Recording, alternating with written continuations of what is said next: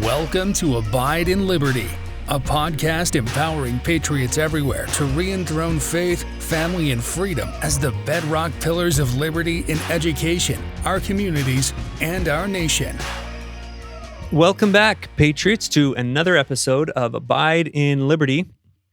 We are in the middle of going through the principles that were enshrined in the Constitution as taken from the book 5,000 Year Leap by Cleon Skousen. Again, if you found any of this interesting, I'm only scratching the surface, and I'm picking out one or two of my favorite quotes to address each of these principles, and there are many, many more. So if you find this interesting, I highly recommend reading that book and getting a more in-depth view of each of these principles. I do not have any affiliate or relationship with the publishers of that book, but it is certainly a worthwhile read.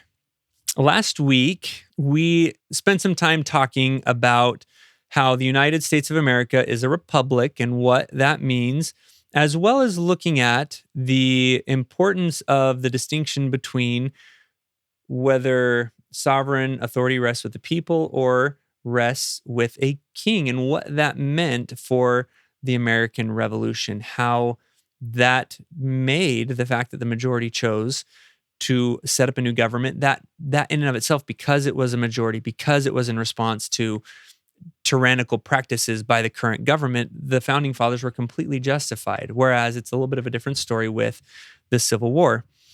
Also, just a quick reminder, we are reading a lot from a couple very influential thinkers that heavily influenced the founding fathers and their thinking in relationship to government.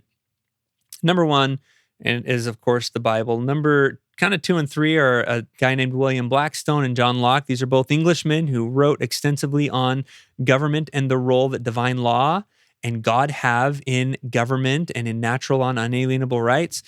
If you're a little bit behind on the podcast, I would recommend going back to the first in the series where we talk about the 5,000 year leap to make sure you're all up to speed, because these principles do build one upon another. So we're going to be referring back to things that we've already talked about both this week and in the coming weeks. So if you don't have that foundation, you may feel just a tiny bit lost. I'll do my best, though, to briefly summarize as we go. All right, another principle that the founding fathers believed strongly in was that the Constitution had to be written in a way to protect people against human frailty. They believed very strongly that we, the common people under this government, should be very suspicious and distrustful of power.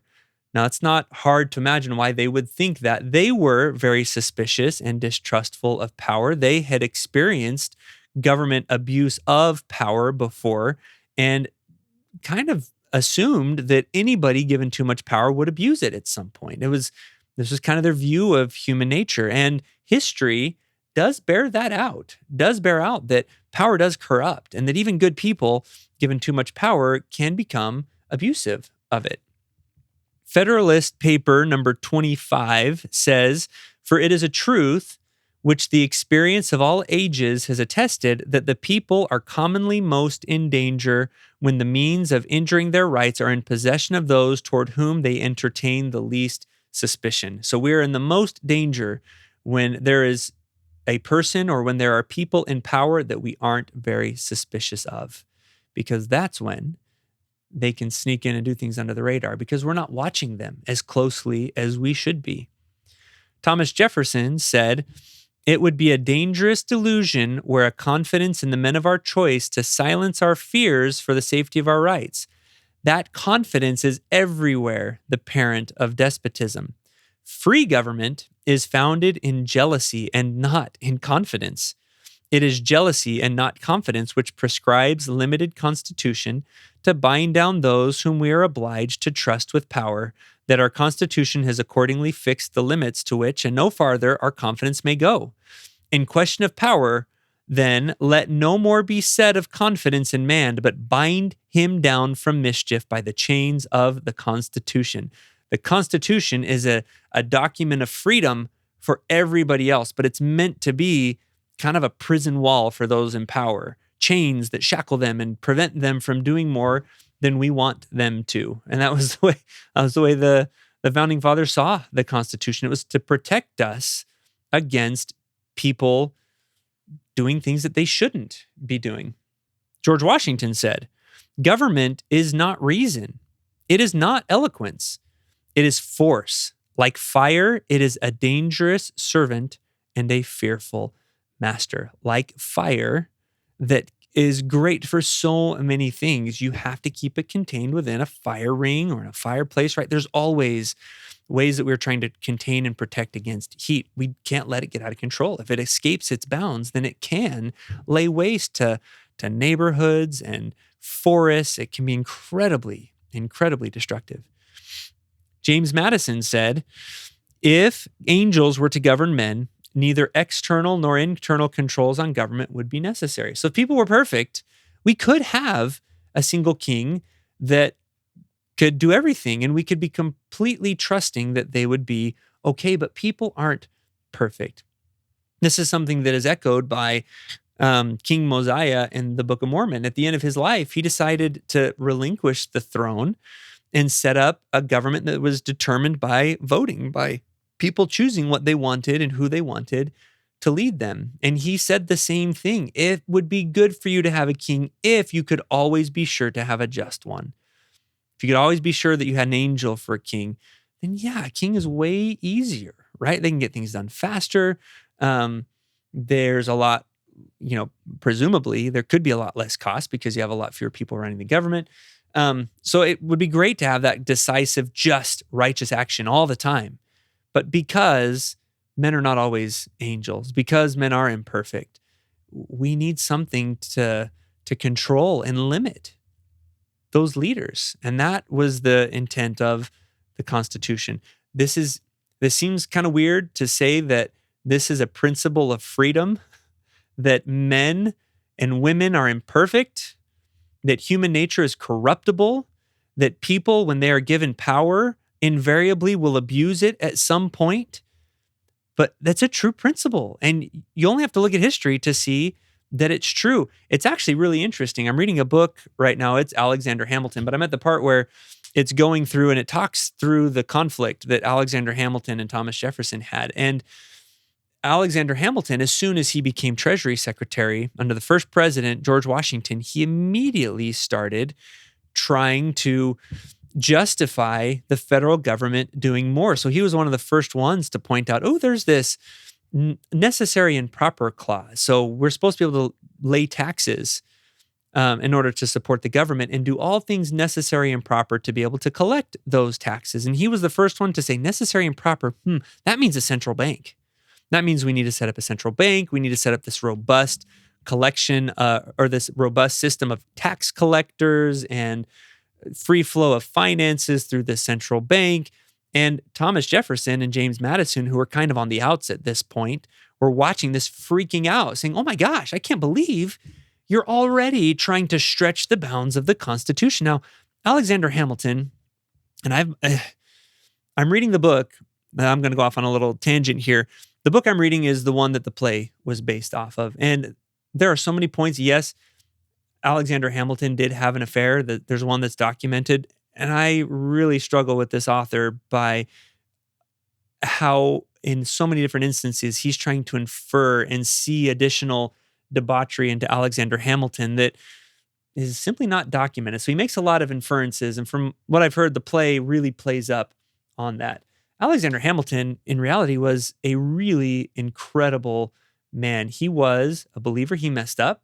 He fixed it. And by all accounts, was a devoted father and husband after that point. But anyways, I'll get back on the subject now. But Alexander Hamilton was an incredible founding father. He was brilliant. He was self-sacrificing. He was accused constantly of enriching himself while Treasury Secretary, and they could never prove it. He never did, and impoverished himself for many, many years while he was in public service. A devout Christian. Anyways, great, great guy. But even he was one of the authors of the Federalist Papers that was trying to help everyone get comfortable with the fact that this Constitution was espousing limited federal government, not too much power to the federal government. So even he, as soon as he saw that there's some really good things I could do, if I had a little bit more authority, if I could stretch the bounds of the Constitution here, I could do so much good for this country and help launch it economically and pay off its debt faster. And he started stretching his boundaries. And the political process reined that in after a couple election cycles. When Washington stepped down, Alexander Hamilton lost power. And after John Adams, the Republicans came into power with Thomas Jefferson. And Alexander Hamilton was out at that point. He kind of lost his political authority by the time, and his political clout by the time Thomas Jefferson became president. And Jefferson, the entire time that this was going on, was just tearing down all of the overreach that the government had supposedly done under George Washington and under the guidance of Alexander Hamilton as the Treasury Secretary. But again, this book kind of points out an interesting case. During John Adams' presidency, the Federalists, which was the opposing political party to the Republicans, passed a series of acts called the Sedition Acts. And basically, this meant if you were speaking out against government officials in power, you could be imprisoned and fined for it. So for political opponents, this was you couldn't speak out against things that you didn't agree with. And of course, Thomas Jefferson and the Republican Party and James Madison thought this was just terrible. But as soon as they were in power, and after several years of being president, and the attacks that were thrown at Thomas Jefferson, he started even wanting to crack down on some of these attacks on him and his policies and his presidency. He sued a newspaper for libel and for saying things about him that weren't true and that he didn't like. So even this champion of free speech and of limited government still stretched the bounds once he was in power. And again, I'm not going to go into Thomas Jefferson. He was another incredible person, and we'll spend another day just on him and countering some of the lies, quite honestly, that are out there about Thomas Jefferson. But another incredible patriot who knew and believed all the right principles and all the right things when he gained power started to flex his muscles beyond what he should have. And one of the biggest successes of his presidency, the Louisiana Purchase, it's kind of not in the Constitution that the president can decide all on his own to purchase half a continent of land. That should have gone through Congress, yet he did it and was applauded for it. Now, that's something that if, on the flip side, he had seen George Washington or Alexander Hamilton trying to push for, he would have been livid with. But once he had a little bit of power, it stretched. And so there's this natural tendency, this is human nature, to press the bounds and try and get more and do more. And a lot of it is from good intentions, right? The Louisiana Purchase was a screaming deal, and it was ultimately turned out to be a really good thing that we got it. But the road to hell is paved with good intentions, and good people under good intentions sometimes do things that they shouldn't when they're given power. So that's a true principle. And even some of the best people who knew of that propensity, when they were writing in these checks and balances, they weren't writing in these checks and balances for some obscure person down the road. Yes, that was part of it, but these were the leaders of the country. They knew that at some point there was a very good chance many of those founders would be in positions of power themselves. They were shackling themselves against their own human frailties. They believed these principles so completely that they were willing to tie their own hands, well knowing that those shackles would come and be applied to them at some point.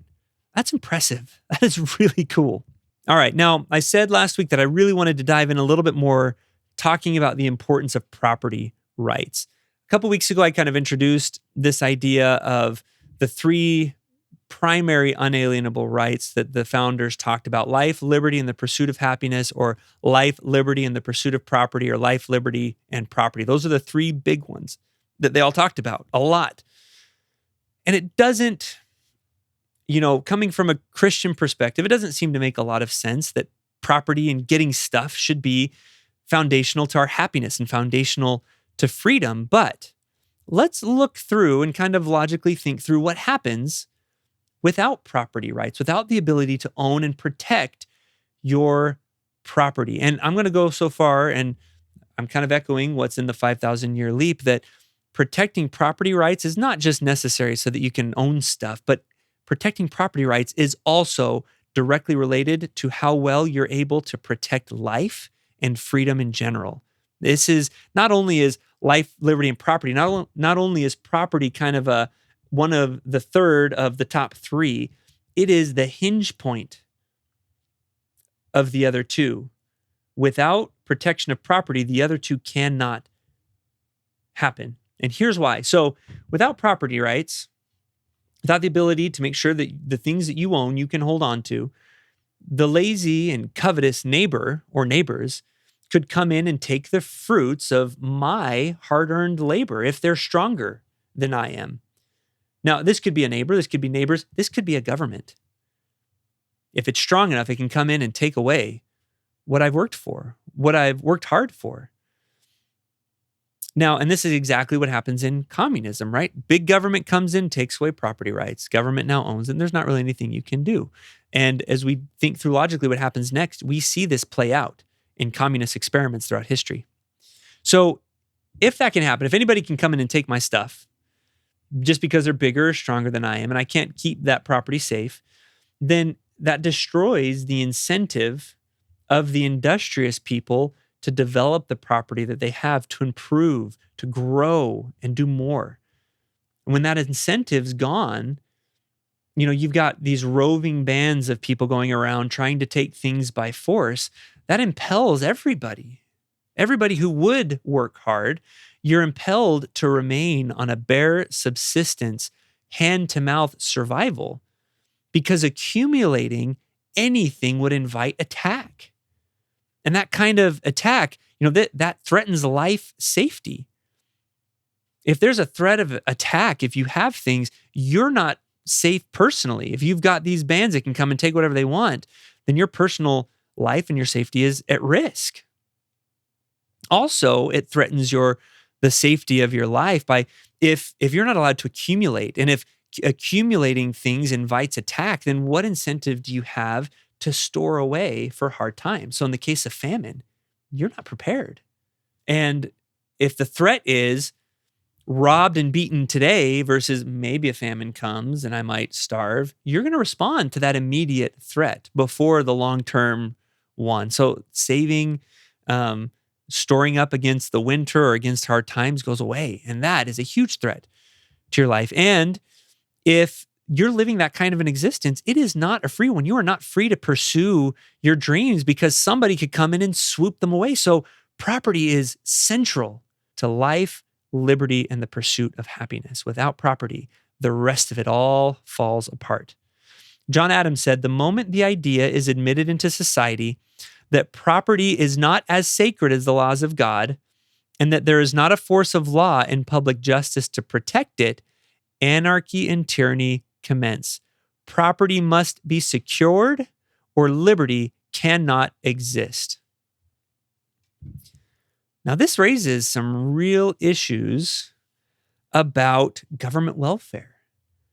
Government welfare is taking from those who have and giving to those who have not. And really, the modern welfare state began during the Great Depression, where people were genuinely hurting. And again, this is where the road to hell is paved with good intentions. People come up with ideas, and because, we really want to help these people. I believe that government leaders back then genuinely wanted to help a country and people who were just being hammered by a Great Depression, by this terrible, terrible drought. But any time you make a decision that is divorced from principle, it will create problems. And there are problems with our current welfare system. When I was in college taking personal finance courses on how to prepare for the future, the general consensus is you can't trust Social Security is going to be there. So don't plan on it. If it's still there by the time you retire, then you're lucky, but don't plan on it. This is not a healthy system. And it violates this principle of taking from one and giving to another. And before the Great Depression, federal aid to private charity to help individuals was deemed constitutional. People had tried it, and it had been shut down time after time after time by the Supreme Court. But things were desperate enough during the Great Depression that we ignored this principle that we had believed so long and kind of ran with it. So there is no power in the Constitution given to the federal government to care for the poor. So you might ask, so what do we do about the poor then? The government's not going to take care of them. Who will? And the answer is, according to the Constitution, anybody except the federal government should take care of that. The poor existed before the Great Depression. The poor existed before Social Security or Medicare or any of these things, and private charities and states took care of it. According to the Constitution, anything that isn't delegated to the federal government is reserved to the states and its people. And they did. They did. In fact, a lot of scholars have gone back and looked at all the programs that the government implemented during the Great Depression and whether they actually made a difference in accelerating the end of it is questionable. Many think that it prolonged it. And it was the private charities, the churches that were giving food and shelter that made the biggest difference. It was the people that were doing it. You might think people can't afford to do that. Well, if you're not paying huge income tax rates, you do have a little bit more money to go and be charitable. And that's where the majority of those taxes go. It's defense and welfare. Grover Cleveland, in his day, was president of the United States, vetoed legislation that would have used federal taxes for welfare. And he said, though the people support the government should not support the people. The friendliness and charity of our countrymen can always be relied upon to relieve their fellow citizens in misfortune. Federal aid encourages the expectation of paternal care on the part of our government and weakens the sturdiness of our national character, while it prevents indulgence among our people of that kindly sentiment and conduct which strengthened the bond of common brotherhood. We have so completely violated this principle in recent years, especially that people have chosen to stay on welfare rather than go back to work after COVID. And everywhere, employers are desperate to find workers that they had just 2 or 3 years ago, but they're not to be found because we have so engendered in our populace this reliance on paternal care from the government that we're not doing it ourselves. Our founding fathers knew that the secret to a prosperous society was limited government and allowing people to solve problems, to be charitable, to be kind, and to do the right thing. And when the federal government steps in and removes all those good incentives, there are problems. There are major problems. And next week, we're going to look at how some of that has impacted things like the free market. We're also going to jump into and start looking at the principles of separation of powers and checks and balances and just how revolutionary those were. Thank you for listening to Abide in Liberty. Make sure you subscribe so you don't miss any future episodes and share this with friends and family. In the meantime, keep up with the show online at abideinliberty.com. Also, if you'd like to help our K-12 bless and educate more families, contact us by visiting libertyyouthacademy.org. Until next time, be on the alert, stand firm in the faith, and be strong.